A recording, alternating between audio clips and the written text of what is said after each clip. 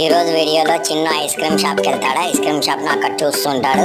And చిన్నుకే కాదు, చిన్నపిల్లలు కూడా చాలా మందికి ఐస్ క్రీమ్ అంటే చాలా ఇష్టం కదా.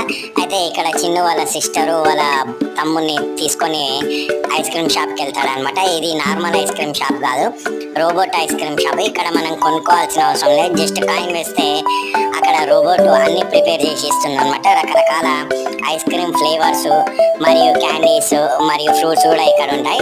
మీకు కూడా ఐస్ క్రీమ్ అంటే ఎంతమందికి ఇష్టమో కామెంట్ చేయగలరు. చిన్నపిల్లలకి కూడా ఐస్ క్రీమ్ అంటే చాలా ఇష్టం కదా.